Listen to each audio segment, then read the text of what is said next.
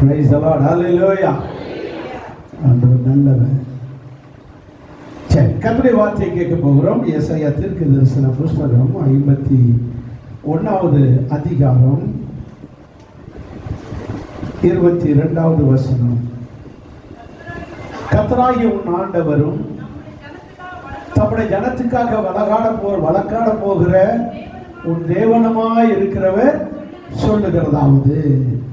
என்ன சொல்லுகிறார் கவனிங்கள். இதோ எல்லாரும் வாசிங்க. இது முக்கியமான வசனம். இந்த வாக்குத்தத்தம். இதோ தத்தளிப்பின் பாத்திரத்தை உன் கைகளில் இருந்து நீக்கி போடுகிறேன். இனி என் உக்கிரத்தினுடைய பாத்திரத்தின் வண்டல்களை நீ குடிப்பதில்லை. நல்ல பிதாவே, இந்த வசனத்தை எங்களுக்கு ஆசீர்வதிங்க. ஒருவரும் வந்த வண்ணமாய் போகாமல் விடுதலையோடு ஆசீர்வாதத்தோடு செல்ல உதவிச்சு இந்த வசனத்தை எங்களுக்கு ஆசீர்வதித்தோம். இயேசுவின் நாமத்தில் பிதாவே, ஆமென். அல்லேலூயா. கர்த்தர் இந்த வசனத்தை ஆசீர்வதிப்பாராக. என்ன சொல்லுகிறார்? தத்தளிப்பின் பாத்திரம். என்ன பாத்திரம்? தத்தளிப்பின் பாத்திரம். உன் கையில் இருக்கிற தத்தளிப்பின் பாத்திரத்தை, உன் கையில் இருக்கிற தத்தளிப்பின் பாத்திரத்தை நான் நீக்கி போட போகிறேன். இதுதான் இந்த மாதம். ஆண்டவர் இதுவரைக்கும் தத்தளித்துக் கொண்டிருக்கிறதை பார்க்கிறார். இந்த தத்தளிப்பு, ட்ரம்பிளிங், தத்தளிப்பு, இந்த எபிரேய பாஷையினுடைய மூல அர்த்தத்திலே 2 வார்த்தை பயன்படுத்தப்படுகிறது. இந்த தத்தளிப்பு, ஸ்ட்ரகரிங், இன்னாக்சிகேஷன் என்ற 2 வார்த்தையை எபிரேய பாஷையிலே பயன்படுத்தப்படும். இதனுடைய 2ம் என்னவென்றால் தடுமாறுதல், தள்ளாடுதல், குடிமயக்கம், குடி வெறி, போதையில ஒரு மனுஷன் குடி வெறி போதையில தள்ளாடுவது போல. அவனுக்கிட்ட என்ன இல்லைன்னு அர்த்தம்? நிதானம் இல்லை. ஒரு மனுஷன் குடி போதையில தள்ளாடுறான்னா அவன்கிட்ட என்ன இல்லை? நிதானம் இல்லை. அவனுக்கு ஸ்டடியா எதையும் செய்ய என்ன இல்லை? மைண்டு சீரா இல்லை, உடலிலும் பலன் இல்லை. இப்படிப்பட்ட மனுஷனை போல இன்றைக்கும் சில நபர்கள், சில குடும்பங்கள் அப்படியே தத்தளிக்கிறது. ஸ்டெடியா எதையும் செய்ய முடியல, ஸ்டெடியா எதையும் சிந்திக்க முடியல, எதையும் ஸ்டெடியா செய்ய முடியல. தடுமாறுகிறார்கள், தத்தளிக்கிறார்கள். அவர்களால் எதையும் உறுதியாய் செய்ய முடியல. செய்வதற்கு அவர்களுக்கு பலன் இல்லை. அவர் சொல்லுகிறார், இந்த தத்தளிப்பு நிமித்தம், இந்த தத்தளிப்பு ஏன்? ஆண்டவருடைய கோபம். எப்படி சொல்லியிருக்கு கடைசி வரியில? உக்கிரத்தினுடைய பாத்திரத்தின் வண்டல்கள். வண்டல்னா என்னது? கடைசி மண்டி. பகல்ல கடைசியா இருக்கு இல்லையா மண்டி, அதுக்கு பேர் தான் என்னது? வண்டல். இந்த வண்டல்களை, இந்த மண்டிகளை, இந்த வண்டல்களை, இது கோபத்தினுடைய உக்கிரத்தின் அடையாளம். இதை நீங்கள் இனி குடிப்பதில்லை. இந்த மண்டியை நீங்கள மண்டி குடிப்பீங்களா? இதுபோல இனி குடிப்பதில்லை. தேவனுடைய உக்கிர கோபத்தை கர்த்தர் மாற்றுகிறார். உங்கள் தத்தளிப்புக்கு காரணம் தேவனுடைய கோபம். உங்களுடையதான ஸ்ட்ரப்ளிங், அந்த தடுமாற்றத்துக்கு காரணம் தேவனுடைய கோபம். இது சில மாதமாக இருக்கலாம், சில வாரமாக இருக்கலாம், சில நாட்களாக இருக்கலாம், சில வருஷங்களாக இருக்கலாம். ஆனால் அதுக்கு முற்றுப்புள்ளி வைக்க போகிறார். ஒரு தொழிலே, பொருளாதாரத்திலே, சரீர சுகத்திலே நீங்கள் ஸ்ட்ரப்ளிங், நீங்கள் அப்படியே தடுமாறி போய் கிடக்கலாம். எந்த மாத்திரையை சாப்பிட்டோம், எந்த மருந்தை எடுத்தோம், எதை செஞ்சோம், ஒண்ணுமே கேட்க மாட்டேங்கிறேன், நான் என்ன செய்வேன் என்று தடுமாறி போய் நிற்கலாம். கர்த்தர் சொல்லுகிறார், உன் தத்தளிப்பை மாற்ற போகிறேன், உன் தத்தளிப்பை உன்னிலிருந்து நீக்க போகிறேன். அப்படி இருக்கு, மாற்ற போறேன் சொல்லி எப்படி சொல்லி நீக்கி போடுவேன். இதை சொல்லுகிறவர் யார்? கர்த்தர் இருக்கு. வசனத்தை பாருங்க. உனக்காக வழக்காடுகிறவர், தம்முடைய ஜனத்துக்காக வழக்காடுகிற வக்கீல் சொல்றாரு. ஏங்க, அவரு உங்களுக்காக தண்டிச்சதே அவர்தான், இந்த தத்தளிப்பா கொடுத்ததே அவர்தான். கொடுத்துட்டு ஆனா தண்டிச்சது அவர் அல்ல. தண்டிக்க அனுமதி கொடுப்பார் ஒழிய தண்டிக்கிறவர் அல்ல. எல்லா துன்பத்துக்கும் பிரச்சனைக்கு காரணம் சாத்தான். ஆனால் இயேசு தீமையை செய்கிறவர் அல்ல, தீமையை பார்க்கவே விரும்பாத தெய்வம். அப்ப பார்க்கவே விரும்பாதவர் எப்படி உங்களுக்கு தீமை செய்வார்? அப்ப தீமையை அவர் செய்யவில்லை, அவர் ஒதுங்கி கொண்டாலே போது சாத்தான் செய்கிறவன் ஆயிடுவான். அவர் அவர் அவர் அவர் அவர் முகத்தை திருப்பினார், அவர் முகத்தை அவர் மறைத்து கொண்டார், சாத்தான் உள்ள வந்துடுவான். இப்படித்தான் தீமை செய்கிறது. யோபுடைய தீமைக்கு காரணம் சாத்தான். அவர் முகத்தை மறைத்துக் கொண்டார். ஒரு இமைப்பொழுது என் முகத்தை மறைத்தேன். அந்த நேரத்தில் எவ்வளவோ தத்தளிப்பு. இப்பொழுது சொல்ற, மிகுந்த இரக்கத்தினால் உன்னை சேர்த்துக் கொள்ளு. வசனமே மறந்து வச்சு ஃபர்ஸ்ட் நல்லா போயிட்டுருக்கோம். அல்லையா சொல்லுங்க. நான் ஆரம்பிச்சா அவங்க முடிக்கணும், நீங்க முடிக்கணும். அல்லையா சொல்லுங்க. மிகுந்த மிகுந்த இரக்கத்தினால் உன்னை சேர்த்துக் கொள்ளுவேன். அப்போ வழக்காடுகிறார்னா யார்கிட்ட வழக்காடுறாரு? எங்க அவர் தான் கடவுளாச்சு, அவர் போய் யார்கிட்ட வழக்காடணும்? சாத்தான்ட்ட. நிறுத்துப்பா, ஜனங்களை தத்தளிக்க விடாத, போதும் போதும், இதுவரை நீ அவங்கள தத்தளிக்க விட்டது போதும் போதும், நிறுத்து என்று அவர் நமக்காக வழக்காடுகிறார்.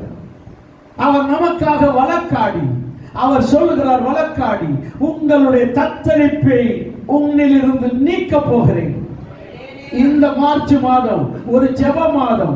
ஜெபிக்க ஜெபிக்க ஜெபிக்க எத்தனை பேர் ஜெபிக்க என்னோடு சேருகிறீர்களோ, அந்த இந்த மாசத்து நாளிலிருந்து ஆரம்பிக்கிற உபவாச ஜெபத்தில் எத்தனை பேர் சேருகிறீர்களோ, நீங்கள் ஜெபிக்க ஜெபிக்க ஜெபிக்க உங்கள் குடும்பத்தில் உங்கள் வாழ்க்கையில் இருக்கிற தத்தளிப்பை கர்த்தர் மாற்ற போகிறார். ஆமென். தீரா வியாதி, கொடுமை, பிரச்சனை, கடன் தொல்லை, என்னென்ன காரியத்தில் தத்தளித்து நின்று கொண்டிருக்கிறீர்களோ, என்னென்ன காரியத்தை இழந்து நஷ்டப்பட்டு நின்று கொண்டிருக்கிறீர்களோ, என் தேவன் தத்தளிப்பை மாற்ற போகிறார். ஆமென். விசுவாசிக்கிறவனுக்கு அப்படியே நடக்கும். ஹல்லேலூயா. இந்த தத்தளிப்பு எப்படி வருகிறது? வாசிங்க உபாகம புஸ்தகம். எப்படி வருகிறது? உபாகம புஸ்தகம் 20 அதிகாரம் 3 வசனம். சீக்கிரம் சீக்கிரம், எனக்கு ஏற்கனவே காமன் லேட்.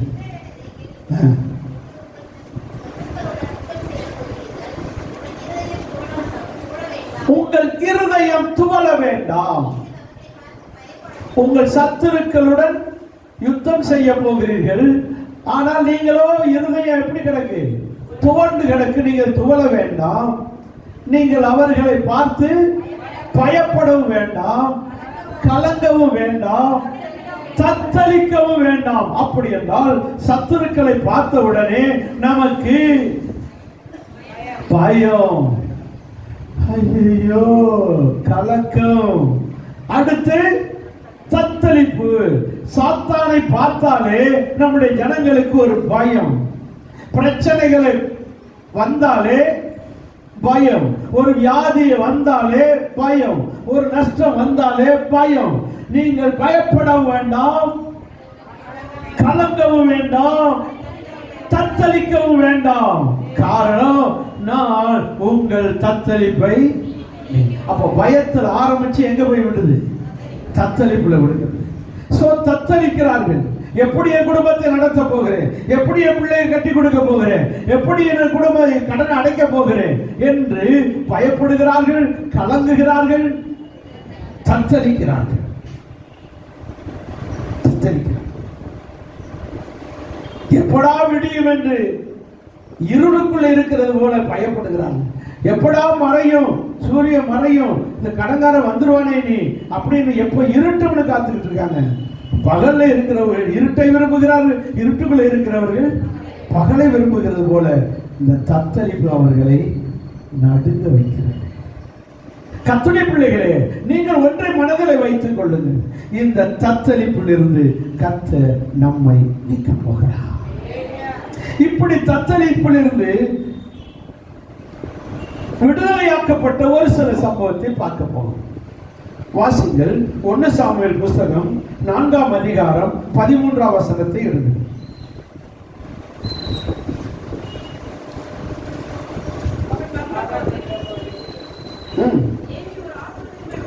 ஏலி ஒரு ஆசனத்திலே சேர்ல உட்கார்ந்து இருக்கிறார். அங்கே தேவனுடைய பெட்டிக்காக அவனுடைய இருதயம் என்ன செய்கிறது? உடன்படிக்கை பெட்டி. தேவனுடைய பெட்டி என்பது உடன்படிக்கை பெட்டி. உடன்படிக்கை பெட்டிக்காக அந்த மனுஷன் மனசு என்ன செய்யுது? அந்த மனுஷனுடையதான வயசு 98. 15ஆம் வசனத்தில் எப்படி சொல்லிருக்கு? எத்தனை வயசு? 98 வயசு. 98 வயசு. அப்படியே மனசு என்ன செய்யுது? தத்தளிக்குது. என்ன நடந்தது? நீங்கள் வேதத்தை வாசித்து பார்த்தால் அதுக்கு முந்தின வசனத்திலே பெலிஸ்தியர்கள் வந்து பாளையம் இறங்கி இருக்கிறார்கள், யுத்தம் செய்ய வந்திருக்கிறார்கள். 7ஆம் வசனம் சொல்லுகிறது. இல்ல, அந்த வசனம் இருக்கட்டும். நீங்கள் 10ஆம் வசனத்துக்கு வாருங்கள். பெலிஸ்தியர்கள் யுத்தம் பண்ணினார்கள், இஸ்ரவேலர்களோ முறிந்து அவரவர் தங்கள் கூடாரங்களுக்கு ஓடி போனார்கள். பெரிய சங்காரம் இஸ்ரவேலிலே உண்டாயிற்று. 30,000 பேர். எத்தனை பேரு? 30,000 பீப்புள்ஸ் யுத்த வீரர்கள் இறக்கிறார்கள். 11ஆம் வசனத்திலே ஏலியனுடைய 2 பிள்ளைகள் ஒப்பனி பினகாஸ் இறக்கிறார்கள். வேதம் சொல்லுகிறது உடன்படிக்கை பெட்டி பிடிபட்டது. உடன்படிக்கை பெட்டி பிடிபட்டு போய்விட்டது. உடன்படிக்கை பெட்டி என்ன ஆச்சோ இன்னும் என்ன ஆச்சு? இவ்வளவு பெரிய சங்காரம் நடந்திருக்கு. ஜனங்கள் எல்லாம் கூக்குரல் இடுகிறார்களே, என்னமோ என்ன நடந்துருச்சோ என்று. இந்த கிழவனாய் இருக்கிற இந்த ஏலி தன் கண்களை ஏறெடுத்து பார்த்துக்கிட்டே இருக்காரு. அப்படியே பார்த்துக்கிட்டே இருக்காரு. கடைசி வசனம் சொல்லுகிறது, தேவனுடைய பெட்டி பிடிபட்டு போனபடியால் மகிமை இஸ்ரவேலை விட்டு போயிற்று. நல்லா கவனிச்சுக்கங்க. அப்படி என்றால் கடன் பட்டதினால் வீட்டுக்குள்ளே இருந்த மகிமை போயிடுச்சு. வியாதி வந்தவுடனே வீட்டுக்குள்ளே இருக்கிற மகிமை சமாதானம் போய்விட்டது. ஒரு நஷ்டம் வந்தவுடனே வீட்டுக்குள் இருக்கிற மகிமை சமாதானம் போய்விட்டது. இப்படி ஒருவேளை நீங்கள் போனது நிமித்தம் தத்தளித்துக் கொண்டிருக்கலாம். இஸ்ரவேல் ஜனங்களை போல உங்கள் வாழ்க்கை தத்தளிக்கலாம். என்னைக்கு என் நகையை மீட்போம்? நகை ஏலத்துக்கு வந்து விட்டது, ஏலமாகி போய்விட்டது, நகையை மீட்க முடியவில்லை. உங்களுக்குரிய பங்கு, உங்களுடைய சொத்தை அபகரித்துக் கொண்டார்கள், உங்களை விட்டு போய்விட்டது. எப்படி நான் மீட்பேன்? நீங்கள் இப்படி தத்தளித்துக் கொண்டிருக்கலாம். வேதம் சொல்லுகிறது, பிடிபட்டு போன உடன்படிக்கை பெட்டியை அவர் மீட்டுக் கொடுத்தார். அல்லேலூயா. வேதம் சொல்லுகிறது 5ஆம் அதிகாரம் 1ஆம் வசனத்திலே, பெலிஸ்தியர் தேவனுடைய பெட்டியை பிடித்து அதை எடுத்துக்கொண்டு போய் அஸ்தரோத் என்கிற இடத்திலே தேவனுடைய பெட்டியை தாகோன் என்கிற கோயிலுக்கு கொண்டு போய் அந்த தாகோன் கோயில் சிலை அருகே வைத்தார். பெட்டி தாகோன் அண்டர்ல வந்தது. பெட்டி தாகோன் வசமானது. பெட்டி பெலிஸ்தியர்கள் வசமானது. தாகோன்றது அவங்க சாமி பேர், பிள்ளையார் கோயில் மாதிரி, முருகன் கோயில் மாதிரி. அவர்கள் வசமாகி விட்டது. அவமானமா இருக்கு, அவமானமா இருக்கு, அவமானமா இருக்கு, அசிங்கமா இருக்கு. கர்த்தரை பற்றி இப்படி போச்சு. ஏலி ரொம்ப வேதனைப்படுறாரு, விசனப்படுகிறார். ஐயோ இப்படி ஆகி போச்சு. அவருக்கு 2 பிள்ளைகள் இறந்து போனார்கள், அதை பற்றி எல்லாம் கவலைப்படுறாரு. ஒப்படி பினகாசின் 2 மகன்கள் இறந்து போனார்கள், அதை பத்தி கவலைப்படல. 30,000 பேர் இறந்து அந்த குடும்பத்தில் 30,000 குடும்பமும் அழுதுகிட்டு இருக்கு, கூக்குரல் எடுது. அதை விட இழப்பு எது என்றால் பெட்டி பெலிஸ்தியர் வசமானது. பெலிஸ்தியர் வசமானது. தாகோன் பெரிய சாமி மாதிரியும், நம்ம சாமி சின்ன சாமி மாதிரியும், நம்ம சாமி வல்லமை இல்லாத சாமி மாதிரியும் அங்க போய் நிற்குது. இது போலதான் இருக்கு. உங்க கூட பிறந்தவர்கள் விக்கிரகத்தை கூப்பிடுறவர்கள் ஜம்முன்னு இருக்காங்க, செழிப்பா இருக்காங்க, வசதியா இருக்காங்க, தொழில் நல்லா இருக்கு. ஏசப்பாவை கும்பிட்டு நீங்க தான் என்ன செய்றீங்க? கஷ்டப்படுத்திட்டு இருக்கீங்க. நீங்க தான் கஷ்டப்படுறீங்க. இதையெல்லாம் பார்க்கும்போது அங்கே பெட்டி பிடிபட்டு அவமானப்பட்டது போல நீங்கள் ஒருவேளை தலை குனிஞ்சு நிக்கலாம், நீங்கள் வெட்கப்பட்டு நிக்கலாம். இது அப்படியே ஆக போவதில்லை. இந்த மாதம், இந்த நாள் உங்களை தலை நிமிர பண்ணுகிற நாள். நீங்கள் இழந்ததை மீட்டுக் கொடுக்க போகிற நாள். உங்கள் தத்தளிப்பை நீக்க போகிறார். ஆமென், ஆமென். என் தேவன் எல்லாவற்றையும் பார்த்து கொண்டிருக்கிறார். தத்தளிக்கிறதை வேடிக்கை பார்க்கிறவர் அல்ல. அவர் திரளான ஜனங்களை கண்டு மனதுருகிற தேவன், உங்களையும் பார்த்து மனதுருகிற தேவன். ஹல்லேலூயா. உங்களுக்கு என்ன தேவை? வாடகை வீட்டில் இருக்கேன்னு சொல்லி உங்களை பரியாசம் பண்றதும், வீட்டுக்காரங்க அதிகாரம் பண்றதும், உங்கள் மேல் அதிகாரம் செலுத்துகிறதை பார்க்கிறார். நீங்கள் அபிஷேகம் பெற்றவர்கள். உங்களுக்கு சொந்த வீடை தரப்போகிறார். உங்களை ஆசீர்வதிக்க போகிறார். உங்களை தலைநிமிர பண்ண போகிறார். உங்கள் தத்தளிப்பை நீக்க போகிறார். என்ன செஞ்சா தெரியுமா? காலையில் எந்திரிச்சு தூக்கி கொண்டு வச்சுட்டாங்க. காலையில் பார்த்தா தாகம் சில உடஞ்சி நொறுக்கி கிடக்கு. யாருமே அங்கே உள்ள போகல. பூட்டி கிடக்கிற கோயில் உள்ள சில உடஞ்சி கிடக்கு. சரி, இது யாரு என்னன்னு வேடிக்கை பார்க்கறக்கா வரலான்னு வந்தா, அம்புட்டு பயிலுக்கு என்ன வியாதி? மூல வியாதி. படிச்சு பாருங்க, என்ன வியாதி? 6ஆம் வசனத்துடைய கடைசி வரிய பாருங்க. 5ஆம் அதிகாரம் 6ஆம் வசனத்துக்கு. மூல வியாதியினால் வாதித்தார். அந்த வசனத்தினுடைய துவக்கத்தில் பார்க்க, அந்த அஸ்தரோத் ஊராரை கர்த்தருடைய கை பாரமாய் இருந்தபடியால் அந்த ஜனங்களை எல்லோரையும் என்ன செய்தான்? மூலவியாதி. மூலவியாதினா பைல்ஸ். பைல்ஸ் வந்தவங்களுக்கு தெரியும். எனக்கு வந்துச்சு 92. பைல்ஸ் வந்து நான் அப்போ சும்மா பைக்லேயே அலையுது. பைக் வெயிலில் நிற்குமா, அப்படியே அந்த சூடோட ஏறி போடுது. எனக்கு ஒன்றும் வராது, ஏசு இருக்கிறார். அப்படித்தான் அலைஞ்சி பைல்ஸ் வந்து, எனக்கு பைல்ஸ்ன்னு தெரியாது. இப்படி ஒரு வியாதி இருக்குன்னே எனக்கு தெரியாது. அப்போ இப்படி ஒரு வியாதி இருக்குன்னு எனக்கு தெரியாது. இந்த ஊருக்கு வந்த புதுசு அப்படி விறுவிறுப்பாக இருப்பேன், வெறியாக இருப்பேன். ஊழியம் முடியாது, ஊழியத்தை ராஜபாளையத்தை அசைக்கணும். அதனால இந்த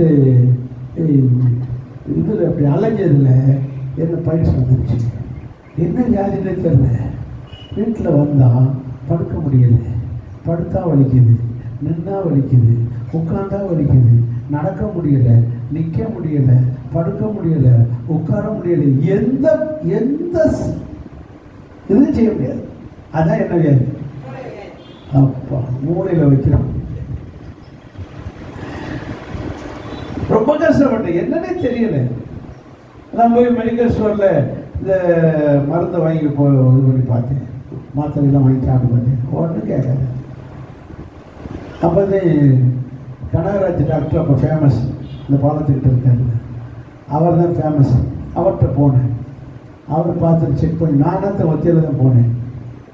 பாஷா நான் மட்டும்தான் போனேன். அப்போ தான் அவர் சொன்னார், உங்களுக்கு பயிற்சி வியாதி இதுதான் ஸ்டார்டிங்கே இந்த பாடா வலி தாங்க முடியல, இன்னும் சின்ன வலி கூட தாங்க மாட்டேன். சரிங்க சார், என்ன செய்யலாம்? ஆப்ரேஷன், ஒரு உள் மூலம் ஆப்ரேஷன் பண்ணுறது நல்லது. அவர் பார்க்குற பார்வையிலே புரிஞ்சுக்கிட்டார். நான் 300 பேர் அவர் இவர் எங்கே ஒழுங்காக பண்ணிக்கிறவாரான்ற பார்த்தேன். அந்த பார்வையில் அவர் சொன்னாங்க, 300 பேருக்கு மேலே பண்ணியிருக்கேன், எல்லாருக்குமே நல்லா இருக்கு, திரும்ப வந்ததே இல்லை, உங்களுக்கு பண்ணியிருக்கேன் நல்லா. சரி பாருங்க சார், வீட்டுக்கு தெரியப்படுத்துகிறேன் ஃபோன் பண்ணி. அப்புறம் ட்ரெஸ்லாம் எடுத்துகிட்டு வந்தாங்க. அப்போவே வீட்டுக்கெலாம் வரலை, எனக்கு இப்பயே பண்ணிடுங்க, எனக்கு அப்பப்போ சரியாகணும், அங்கேயே படுத்துக்கிட்டு பண்ணிடுங்க சார். என்ன பண்ணேன், அன்னைக்கு இன்னைக்கு வர வரல. அதே தம்பியா அப்படி ஒரு வியாதி இருந்தாங்க, வந்ததும் தெரியாது போனதும் தெரியாது. இதுதான் எனக்கு பயிற்சி வலி, அது எப்படிப்பட்டது தெரியும். இது ஒரு ஆளுக்கு வந்திருக்கு அப்படின்னா ஊரோட வந்தால் ஊர் எப்படி இருக்கும்? அங்கே என்ன கனகராஜ் டாக்டர் இருக்காரு, கனகராஜ் டாக்டராக இருக்காருங்க, மூலவியாதி ஆப்ரேஷன் பண்ண ஆம்பிட்டு ஊரோட என்ன பண்ணியிருப்பான்னு நினச்சி பார்க்குறேன். ஊரோட மூலவியாதி என்ன பண்ணியிருப்பாங்க, தொடக்கூடாததை தொட்டா இப்படித்தான் வரும். தேவனுடைய மகிமையாகிய உடன்படிக்கை பற்றி அவர்கள் தொட்டார்.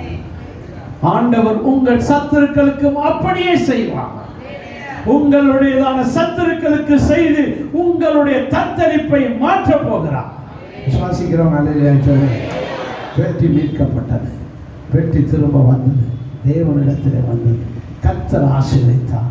இந்த மாதமும் நீங்கள் இழந்ததை மீட்டு தரப்போகிறார். விசுவாசிக்கிறோம். அல்லேலூயா சொல்லுவோமா? அல்லேலூயா. நம்முடைய பிள்ளைகளே, இது போல ஒரு ஒரு ஒரு நாடே தத்தளிக்கும், ஒரு ஊரே தத்தளிக்கும். எங்கே தெரியுமா? சமாரியா. வாசிங்க 2 ராஜாக்கள் புஸ்தகம் 6ஆம் அதிகாரம். 2 ராஜாக்கள் புஸ்தகம் 6ஆம் அதிகாரம் 25ஆம் வசனத்தை பாருங்கள். சமாரியா என்கிற பட்டணத்திலே, அது வடக்கு கோத்திரம், வடக்கு நாடாகிய 10 கோத்திரத்துக்கு தலைநகர்.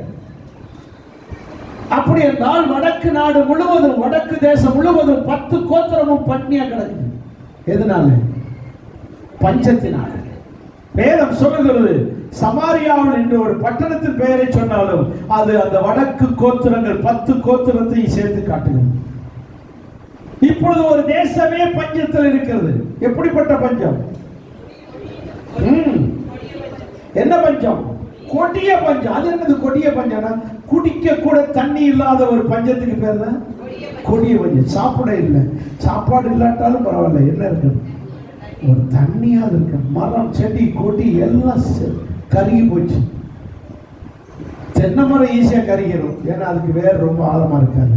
ஆனா பனைமரம் அவ்வளவு சீக்கிரமா கருகு. ஆனா பனைமரம் கூட பட்டு போகுதுன்னா அதுக்கு பேர் தான் என்னது? கொடிய பஞ்சம். கொடிய பஞ்சம். குடிக்க தண்ணி இல்லை, சாப்பிட வழி இல்லை. சரி, ஒரு நல்ல ராஜானா என்ன செய்யணும்? பக்கத்து நாட்டில் போய் கடன் வாங்கினால் தன் ஜனங்களுக்கு என்ன போடணும்? சாப்பாடு போடணுங்க, தன் ஜனத்தை காப்பாற்றணும் இல்லையா? இந்த ராஜா அப்படி செய்யவில்லை. வேதம் சொல்லுகிறது, அவன் மதில் மேலே, அந்த பட்டணத்தினுடைய மதில் மேல வருகிறான். அந்த 25ஆம் வசனம் சொல்லுகிறது, அந்த பஞ்சம் எப்படி இருக்கான்? ஒரு கழுதையின் தலை. நாட்டு தலைன்னு சொன்னா கூட பரவாயில்ல, என்ன தலை? கழுத தலையே 80 வெள்ளிக்காசு. அந்த அளவுக்கு பஞ்சம். கழுத தலை 80 வெள்ளிக்காசு. இந்த புறா எப்படி சாப்பிடும்? அது வயிறு. அந்த பயிர் 5 வெள்ளிக்காசு. எந்த புறா திங்கிற பயிர். அப்படின்னா எவ்வளவு பஞ்சம்! இந்த பஞ்சத்திலே ஜனங்கள் தத்தளிக்கிறார்கள். சாப்பிட வழி இல்லை, குடிக்க தண்ணி இல்லை. வெறும் தண்ணியை குடிச்சனாலும் வாழலாம், அந்த தண்ணி கூட இல்லை. ராஜா மதில் மேலே நடந்து கொண்டிருக்கிறான். அப்படி வரும்போது ஸ்திரீகள் ஓடி போயிடறாங்க. இப்பவும் பாருங்க, முதலமைச்சர் வரும்போது பெண்கள் என்ன செய்யறாங்க, போய் நிற்பாங்க. ஏதாவது 500 ரூபாய் 1000 ரூபாய் கொடுப்பாங்க. அந்த காலத்திலே ராஜா மதில்ல வருகிறார், பெண்கள் எல்லாம் ஓடி போகிறார்கள். 27ஆம் வசனம் சொல்லுகிறது. மேல 26ல ராஜா அலங்கத்து மேலே நடந்து போகையில் ஒரு ஸ்திரீ அந்த ராஜாவை பார்த்து கூப்பிட்டு, ராஜாவாகிய என் ஆண்டவனே, எங்களை காப்பாற்றும், எங்களை காப்பாற்றும், நாங்க கொடிய பஞ்சத்துல தவிக்கிறோம். அதுக்கு ராஜா என்ன சொல்லணும், இருங்க இருங்க, ஏதாவது முடிஞ்சு பொய்யா சொல்லி காப்பாத்துன்னு சொல்ல வேண்டாம். நீங்க ஏதாவது கடை வாங்கினாலும் காப்பாத்துன்னு கொஞ்சம் பொறுமையா இருங்க, அப்படித்தானே சொல்லணும். இவன் என்ன சொல்றான் தெரியுமா, அடுத்த வசனத்துல, கர்த்தர் உன்னை ரட்சிக்காது காப்பாத்தாமல் இருந்தால் நான் எதிலிருந்து காப்பாற்ற முடியும்? அப்படி என்றால் இவர்கள் தத்தளிப்புக்கு காரணமே கர்த்தர் தான் காரணம். இந்த ஜனங்களுடைய பாவம், ஜனங்களுடைய துன்மார்க்கம், ஜனங்களுடையதான பின்மாற்றம், ஜனங்கள் கர்த்தரை மறந்தார்கள். கர்த்தர் பஞ்சத்தை கொடுத்து அவர்களை தத்தளிக்க விட்டிருக்கிறார். உங்களுடைய தத்தளிப்புக்கு என்ன காரணம் என்று பாருங்கள். அறிக்கை செய்யுங்கள். ஜெபிக்கிறீர்களா, பயிர் வாசிக்கிறீர்களா, சர்ச்சுக்கு போகிறீங்களா, தசமாவை செலுத்துறீங்களா, நீங்கள் கர்த்தரோடு இருக்கிறீர்களா? கொஞ்சம் யோசித்து பாருங்க. உங்களுடைய கஷ்டம், தத்தளிப்புக்கு என்ன காரணம்? யோசித்து பாருங்க. பரிசுத்தமா இருக்கிறீர்களா, உண்மையா இருக்கிறீர்களா, விசுவாசமா இருக்கிறீர்களா, தேவனிடத்தில் அன்பா இருக்கிறீர்களா, வேதத்தின்படி இருக்கிறீர்களா? என்ன காரணம் என்று பாருங்கள். உங்க தத்தளிப்புக்கு என்ன காரணம்? அங்கே ராஜா சொல்லுகிறார், கர்த்தர் உங்களை ரட்சிக்காதிருந்தால் நான் எதிலிருந்து உங்களை ரட்சிப்பேன், காப்பாற்றுவேன். என்னடா இந்த மனுஷன் ஏதாவது கடன் வாங்கினாலும் சாப்பாடு போடுவான்னு பார்த்தேன், இப்படி நம்மளை கையில் விடானே. அப்போ இன்னொரு பொம்பளை சொல்றா பக்கத்தில், அடுத்த வருஷத்துல 28ல ராஜா பெண்ணையும் அவளை பார்த்து, உனக்கு என்ன வேணும்? இன்னொரு பொம்பளை வந்தா, உனக்கு என்ன வேணும்னு கேட்டா. இது 2 பேர் சேர்ந்து இருக்காங்க. அப்போ அவ சொல்வா, அந்த ஸ்திரீ அவள் சொல்றா, இந்த ஸ்திரீ என்னை நோக்கி, உன் மகனைத்தான் இன்னைக்கு அவிச்சு தின்னோம், இன்னைக்கு பொண்ணு அவிச்சு தின்னோம், நாளைக்கு ஏன் மகனை தாரு. எப்படி பொம்பளை, இன்னைக்கு உன் மகனை தின்போம், நாளைக்கு ஏன் மகனை தின்போம். அப்படி வாய் சொன்னைய கேட்கும். இது சொல்லும் போது கூட முதல்ல இன்னைக்கு என் பிள்ளை திம்போம், நாளைக்கு உன் பிள்ளை திம்போன்னு சொல்லணும்ல. அதுல கூட யாரு கேட்கிறா? உன் பிள்ளை முதல்ல. எப்படி இல்ல, நீ அரிசி கொண்டு வா, நான் உமி கொண்டு வரேன், 2 பேரும் சொல்லு ஊதி ஊதி தின்னோம். புரியலையா? நீ அரிசி, நான் அவங்க அரிசி கொண்டு வரணுமா, அவங்க உமி மட்டும் கொண்டு வருவாங்க. அவங்க ஊதி ஊதி எதுக்கு ஊதணும்? டெக்னிக்கா பேசுற பாருங்க. ஓ மகனை இன்னைக்கு திம்போம், நாளைக்கு என் பிள்ளை. சரி இருக்கட்டும், அவ அப்படி சொன்னதாகவே இருக்கட்டும். பிள்ளைய திங்கிற அளவுக்கு என்னது பஞ்சம். மனுஷங்கிரியை திங்கிறான்னா எவ்வளவு பஞ்சம் பாருங்க. செழிப்பா இருக்கிற ஊர்லயே மனுஷங்கிரியை திங்கிறான் தெரியுமா? நியூஸ் பார்த்தீங்களா? அவர் அமெரிக்காவை சேர்ந்த ஒரு பெரிய பணக்காரன், ஒரு யூதன் தான் அந்த நாய். இங்கிலாந்துல ஒரு தீவை விலைக்கு வாங்கி, இத்தாலியில ஒரு தீவை விலைக்கு வாங்கி, பெரிய பணக்காரங்களுக்கு போற விருந்து நம்ம மோடி போய் திட்டு வந்திருக்காரு. பெரிய நியூஸ், பெரிய நியூஸ்ல பார்த்தீங்கன்னா உங்களுக்கு எல்லாம் தெரியும். நம்மட்டு மறைச்சிட்டாங்க. ஏன்னா பெரிய பெரிய ஆட்கள் இந்த வேலையில் இருக்கு. என்ன கறின்னு நினைச்சிட்டு மனுஷனுக்கு அதுக்கு இளம் பெண் பிள்ளைகளை கெடுத்து அதுக்கு பிறகு அவங்களே அவிச்சுதிக்கணும். நியூஸ்லாம் படிக்கல, படிக்காதவரை பரவாயில்ல, உங்களுக்கு ஈஸியாக கிடைக்கும்.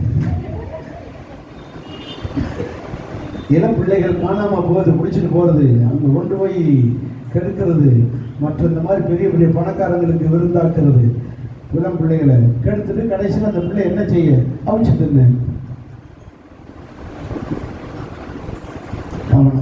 இப்படி நடந்திருக்கிறது. 6000 பேர் இதில் இருக்காங்க தின்னவங்க. இந்த கறி தின்ன பயங்கரமா இருக்கு. அந்த நியூஸ் படிக்க நீங்க படிச்சிருப்பீங்க, படிச்சவங்க பார்த்துருப்பீங்க. இந்த நியூஸ் உண்மை சம்பவம். மனுஷக்கறி என்னைக்கு திங்கிறோம். தாகோரின்னு ஒரு நாய்கள் கிடக்கு வட இந்தியாவில். இங்கெல்லாம் அதுங்களுக்கு பூரா அந்த பிணத்தை திங்கிறத வேலை. பிணத்தை எரிஞ்சிக்கிட்டு இருக்கிற பிணத்தை எடுத்துக்கிட்டு தின்னுக்கிட்டு இருக்கு. உங்களுக்கு கொஞ்சம் சுடிக்கிறத அவன் ஜாலியாக திங்கிறான் உட்காந்துட்டு. அந்த வீடியோ பாரு. என்னன்னு கேட்டால் உப்பு போட வேணாம், உப்பு இல்லாத சாப்பிடு, உப்புக்கு போட உரப்பா இருக்கு. இப்படி மனுஷக்கறி திங்கிற நிலைமைக்கு என்ன பஞ்சம்? கொடிய பஞ்சம். அப்படி என்றால் இந்த தத்தளிப்பை நீக்க என்ன வழி? உங்களுடைய சுய முயற்சியிலே இதை சாதிக்க முடியாது. ஒரு ராஜாவாலே ஜனங்களுடைய பஞ்சத்தை தீர்க்க முடியாது. ஒரு மனுஷனாலே முடியாது. ராஜாவா இருந்தாலும் முடியாது. கர்த்தரே அவர்கள் தத்தளிப்பை மாற்றுகிறவர். அடுத்த நாள் பாஸ்டர் அனுப்பி வச்சார். 7ஆம் அதிகாரம் பாருங்க. 7ஆம் அதிகாரம் 1ஆம் வசனம். 2 ராஜாக்கள் 7:1.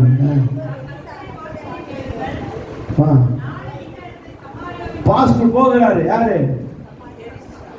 எலிசா. யாரு? எலிசா சாதாரண பாஸ்டர் கிடையாது. யாருன்னு போட்டிருக்க? எலிசா. அற்புதங்களை வானத்திலிருந்து வல்லமை இறக்கிறது, அற்புதங்களை நடப்பிக்கிறது பெரிய ஆளு. யாரு? எலிசா. ஏசப்பா செய்த அற்புதத்தை பார்த்துட்டு இவர் யாருன்னு பேர் வச்சுட்டாங்க, எலிசா தான் மறுபடியும் பிறந்திருக்காருட்டாங்க. அந்த அளவுக்கு அற்புதம் நடப்பிக்கிறதுல அந்த காலத்துல வல்லமையானவர். யாரு? எலிசா. அங்க எலிசா போறாரு. நேரம் போய் என்ன சொல்றாரு?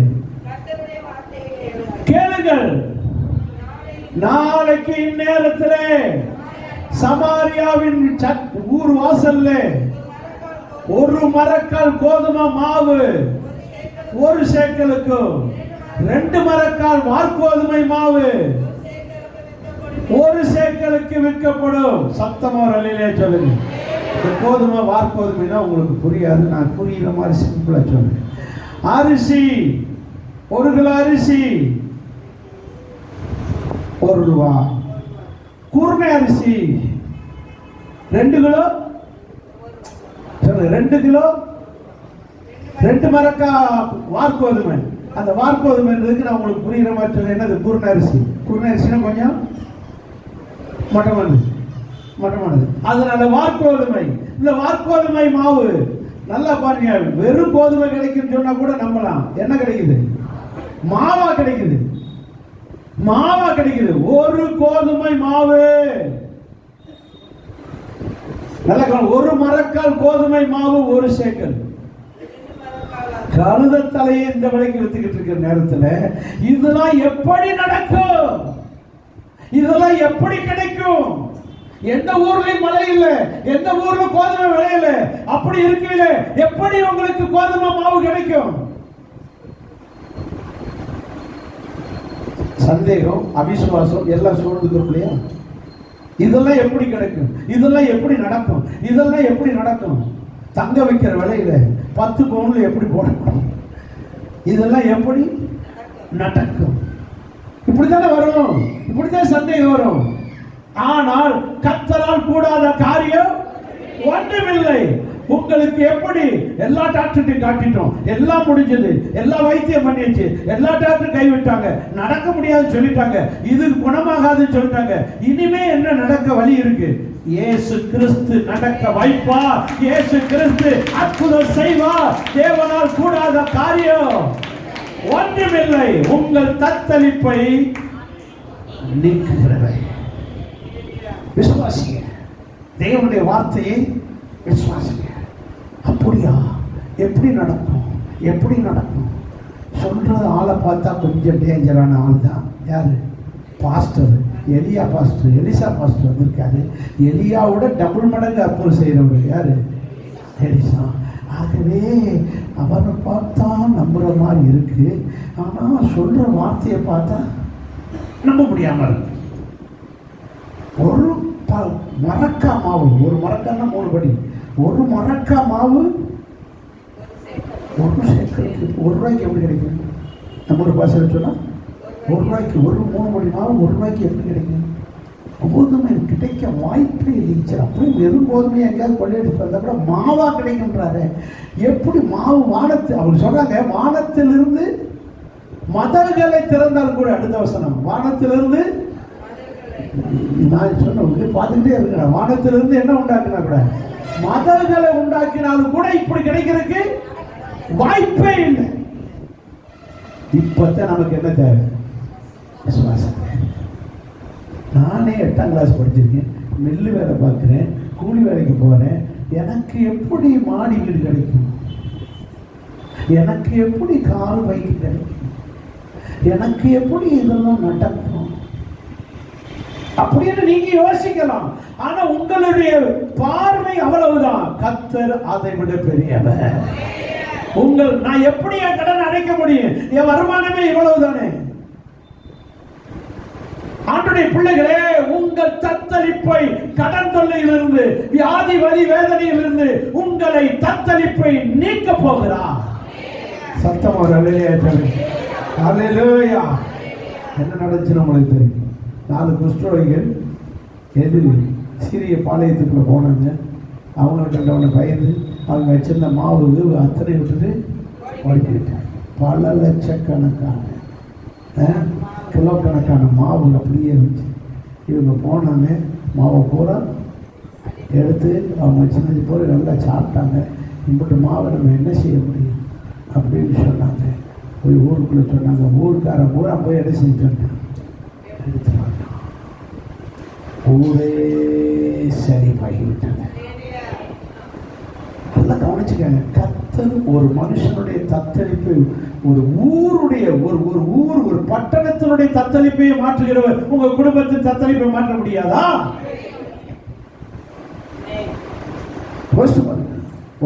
ஒரு ராஜாவுக்கு வியாதி வந்துருச்சு. யாருக்கு? ராஜா 20 அதிகாரம் 2 ராஜாக்கள் 20 அதிகாரம் 1ஆம் வசனத்தை பாருங்க. சீக்கிரம். அந்நாட்களிலே எசேக்கியா ராஜா, என்ன ராஜா? எசேக்கியா ராஜாவுக்கு என்ன வந்துருச்சு? வியாதி வந்துருச்சு. என்ன வியாதி? சும்மா சாதாரண காய்ச்சல், தலைவலி, காது வலி, கை வலி, மூட்டு வலி, முதுகு வலியா? என்ன வலி அது? என்ன வியாதி? மரணத்தை உண்டாக்குற வியாதி அது. கால் வலி, மூட்டு வலிலாம் மரணத்தை உண்டாக்குமா? கை வலி, தலைவலி, ஒருத்த சைடில் வலிக்குது, இந்த கை மோசம் வலிக்குது அப்படின்னா மருந்து கிருந்த பிடிச்சிடணும். வந்திருக்கிற வியாதி என்ன வியாதி? மரணத்தை உண்டாக்குகிற வியாதி. மரணத்தை உண்டாக்குகிற வியாதினா கேன்சர். அதுக்கு மருந்தே இல்லை. HIV, எய்ட்ஸ், இப்படிப்பட்டதான வியாதி. அதுவும் இந்த கேன்சர் கூட எங்கேயோ கையில் காலில் உடம்புல வந்தால் கூட என்ன செஞ்சிடலாம், குணமாக்கிற கரண்டை வச்சோ கீமோ கொடுத்தோ எந்த சரி பண்ணி போடணும். ஆனால் வந்திருக்கிறது எங்கே தெரியுமா? கரண்ட் கூட வைக்க முடியாத இடத்துல, தலையில, நுரையீரல்ல. இங்க போய் கரண்ட் வைக்க முடியுமா? அப்ப குணமாக்க கூடாதுன்றதுக்கு தான் வந்திருக்காங்க. அதுக்கு பேர் என்ன வியாதி? மரணத்தை உண்டாக்குகிற வியாதி. அப்படி என்றால் இந்த எசேக்கியா ராஜாவுக்கு மரணம் தான் இனி. ஏன்னா அவருக்கு இல்லாத டாக்டரா நாடு முழுவதுக்கு இருக்கிற வைத்தியரை பூரா வர சொல்லி, இருக்கிற மருந்தை பூரா கொண்டு வர சொல்லி, சித்த வைத்தியம், நாட்டு வைத்தியம், அந்த வைத்தியம் எல்லாம் பார்த்து ஒன்றும் கேட்கல. அப்பதான் கர்த்தர் யார் அனுப்பி வைக்கிறாரு? தீர்க்கதரிசியாகிய ஏசாயா. அப்ப எலிசா, இப்ப யாரு? ஏசாயா. ஏசாயா யாரு? இந்த ஏசாயா நிருபத்தையே எழுதினவர். அப்ப இவருக்கு நிறைய தரிசனம் கிடைக்கும், நிறைய தரிசனம் பார்க்கிறவர், அப்படியே பார்த்து பார்த்து எழுதுறவர், தரிசனம் பார்க்கிற தீர்க்கதரிசி. அப்படியே கர்த்தர் காட்டுவார், அப்படியே கர்த்தர் சொல்லுவார், அப்படியே கர்த்தர் பாரு. அவரை தான் அனுப்பி வைக்கிறார். யார்கிட்ட? எசேக்கியா ராஜாட்ட. இப்போ ஏசாயா தீர்க்கதரிசி போறாரு. போறவரு போன உடனே எதுக்கு போய் சொல்றாரு? ஏதோ ஜோமனி குணமாக்குவார்னு அனுப்புனா, கிட்ட போனோன்னு சொல்றாரு, நீ பிழைக்க மாட்டே, மரித்து போவீர் என்று கர்த்தர். இதை சொல்றது கூட போகணும். உங்களுக்கு ஜெபம் பண்ண வர சொல்லி அங்கே போய், பிரதர் நீங்கள் பிழைக்க மாட்டீர், மரித்து போவீர்னு கர்த்தர் சொல்றாருன்னா நீங்கள் என்ன சொல்லுவீங்க? இதை சொல்றதுக்கு ஒரு பாஸ்டர் பைபிளை தூக்கிட்டு வர்றாரு. எப்படி இருக்கும் யோசிச்சு பாருங்க. ராஜாவும் ராஜா வீட்டுக்காரன்னு என்ன சொல்லுவாங்க? இதைத்தான் சொல்ல போறாரு. அவர் போறாரு, போய் சொல்றாரு, ராஜாவாகிய எசேக்கியாவே, நீ மரித்து போவீர், நீ பிழைக்கவே மாட்டீர். ரொம்ப நல்ல செய்தி. நீ உன்னுடைய வீட்டு காரியத்தை எல்லாம் நான் ஒழுங்கு பண்ணாம போறேன். நீ போய போதும் உன் வீட்டு காரியத்தை ஒழுங்கு பண்ணு. எந்த மானுக்கு எந்த சொத்துன்னு எழுதி வை. எந்த மானுக்கு சொத்தை பிரித்து வச்சுட்டு போ. நீ செத்துட்டா என்ன பிள்ளையெல்லாம் ஒண்ணுக்கு ஒன்று அடிச்சு கிடக்க போகுது. அதான் ஒழுங்கு பண்ணுன்னு அர்த்தம் என்ன? சொத்தை பிரித்து வச்சுட்டு போ, நீ பிழைக்க மாட்டேன். உடனே ராஜாவுக்கு என்ன வரணும்? கோபம் வந்திருக்கணும். அதுதான் நல்ல மனுஷன். அழுகிறாரு. என்ன செய்யறாரு? அழுகைய அந்த தீர்க்கதரிசியாகி ஊழியக்காரனாகிய எலிசாவை பார்த்து ஏசாயாவை பார்த்து அழுகாம முகத்தை சுவர் பக்கம் திருப்பிக்கிட்டு அழுகிறார். அதுவும் போது என்ன சொல்றாரு தெரியுமா? 3ஆம் வசனத்துல யார்கிட்ட சொல்றாரு? கர்த்தாவே சொல்லுவாங்க. இங்க வேற என்ன கர்த்தாவே? ஆவரணா போடுறாரு. கர்த்தாவே அப்படின்னா என்ன அர்த்தம்? ஆண்டவராகிய கர்த்தாவே நம்ம எடுத்துக்கிறோம் இல்லையா? சொல்லு கர்த்தாவே அப்படின்னு வாயை திறந்துட்டாரு. கர்த்தாவே, நான் உமக்கு முன்பாக உண்மையாயிருந்தேன், மன உத்தமமாய் நடந்தேன். நான் தேவனுடைய உங்களுடைய பார்வைக்கு நல்லதையே செய்தேன், யாருக்கு எந்த கெடுதலையும் பண்ணல.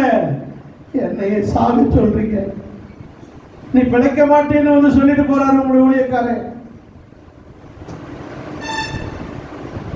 இப்படி ஆண்டவர்கிட்ட கூட கோபப்படாம விண்ணப்பம் பண்றாங்க. நம்மன்னா இந்த ஆண்டவருக்கு கண்ணு இருக்கா, காது இருக்கா? நான் எவ்வளவு உண்மையா இருந்தேன், நான் எவ்வளவு உண்மையா தசமா செலுத்தினேன், நான் ஒரு ஞாயிற்றுக்கிழமை கூட மிஸ் பண்ணாம போவேனே, ஒரு திருவிருந்த கூட நான் மிஸ் பண்ணதுலையே, நான் எவ்வளவு உண்மையா இருப்பேன்.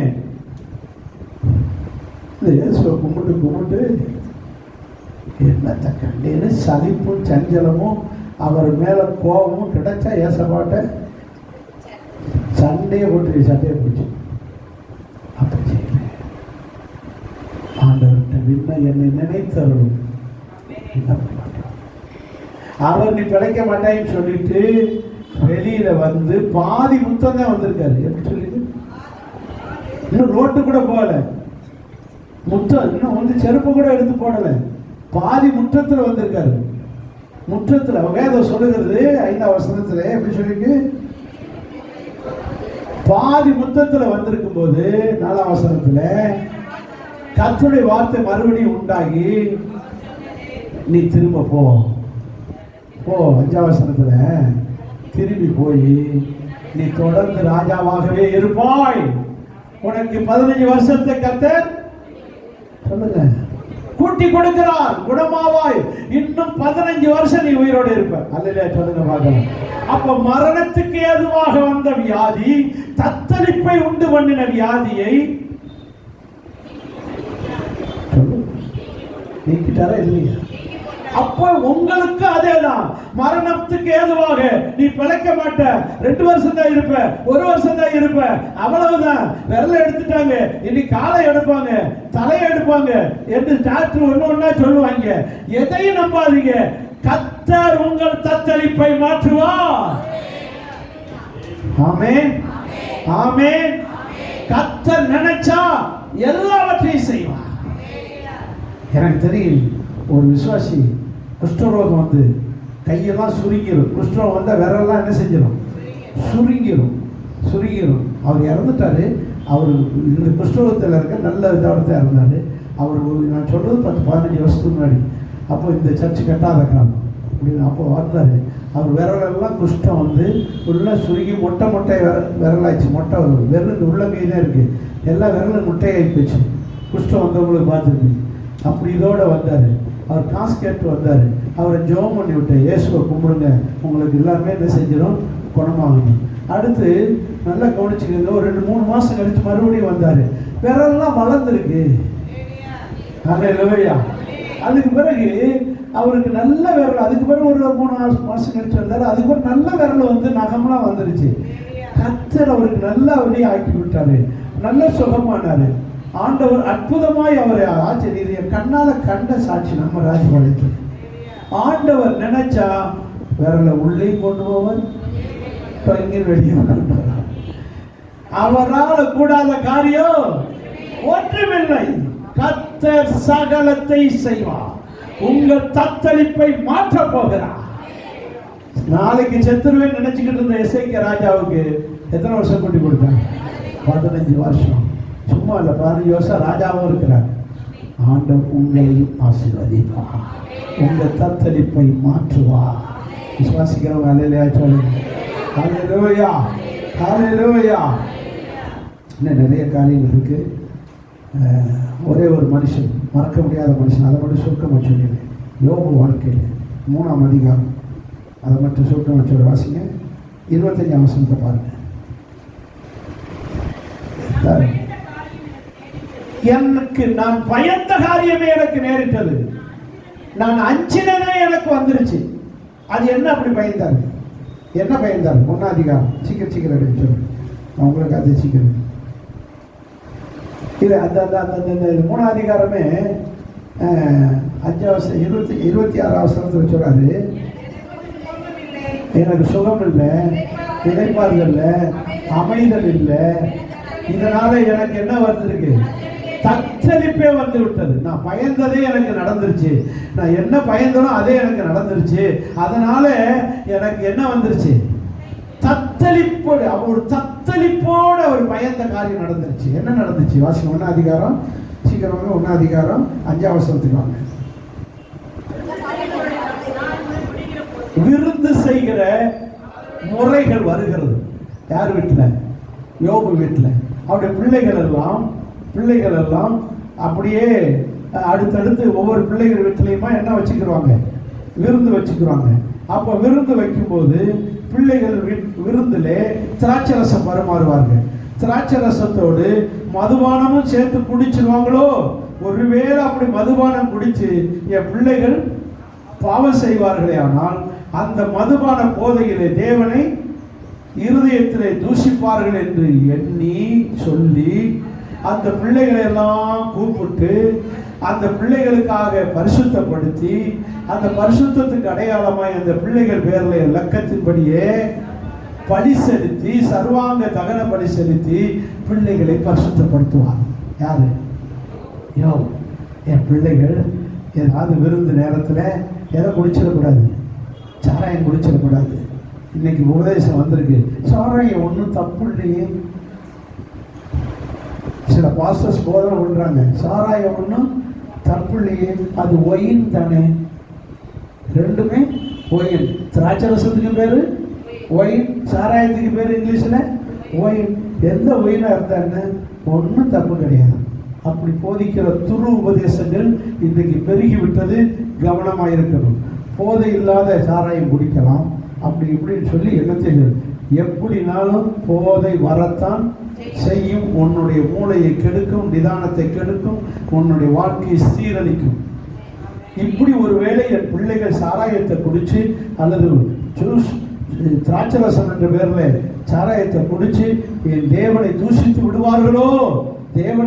விடுவார்களோ என்று பயந்து ஒவ்வொரு பிள்ளைகளை கூப்பிட்டு, டேய் மூத்தவனை வர சொல்றா, நின்றா அப்படின்னு சொல்லி அவனுக்காக ஒரு காளையை பிடிச்சி அந்த காளை மேல கையை வைக்க சொல்லி வெட்டி பலி செலுத்து.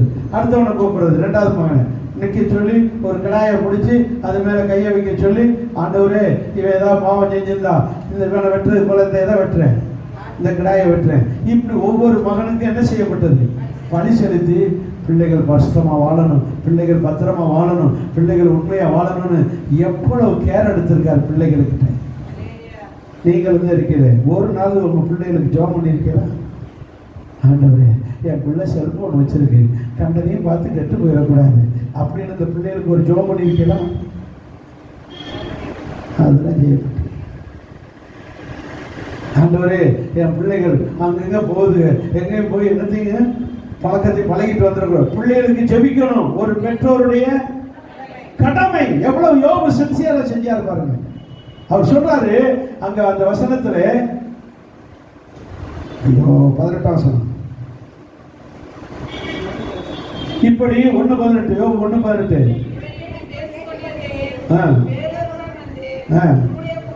உம்முடைய குமாரரும் குமாரத்திகளும் மூத்த குமாரனுடைய வீட்டிலே திராட்சரசம் புசித்துக் கொண்டிருக்கும் போது, புசித்து திராட்சரசம் குடித்துக் கொண்டிருக்கும் போது ஒரு செய்தி வருகிறது. பெருங்காற்று வந்து, வனாந்திர வழியாக ஒரு பெருங்காற்று வந்து அந்த வீட்டின் மேல் மோதி 4 மூலைகளில் அடித்து கட்டடை இடிந்து அந்த பிள்ளைகள் மேல் விழுந்ததினால் அந்த 10 பிள்ளைகளும் இறந்து 7 ஆம்பளை பிள்ளை 3 பொம்பளை பிள்ளைகள், 10 பிள்ளைகள் இறந்து போனார்கள். உன்னுடைய பிள்ளைகள் 10 பேர் இறந்து போனார்கள். இதுதான் செய்தி. எந்த பிள்ளைகளுக்கு எது சம்பவிக்க கூடாதுன்னு பயந்து பயந்து வாழ்ந்தார்.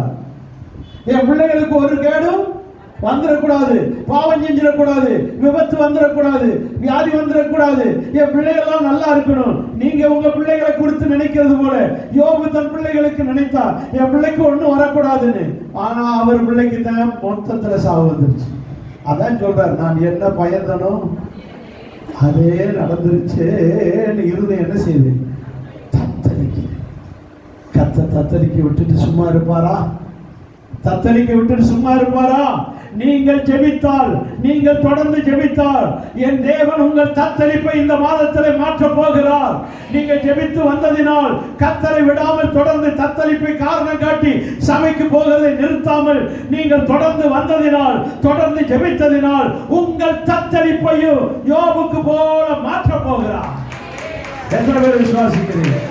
யோபுடைய 10 பிள்ளைக்கு பதிலாக மறுபடி 10 பிள்ளையை கொடுத்து எல்லாத்தையும் டபுள் மடங்கா கொடுத்து கர்த்தர் யோபின் குடும்பத்தை நிமிரச் செய்கிறார். நீங்கள் இழந்ததை திரும்ப தந்து உங்கள் தத்தளிப்பையும் மாற்ற போகிறார். அதுதான் இந்த மாச வாக்கு தத்துவம்.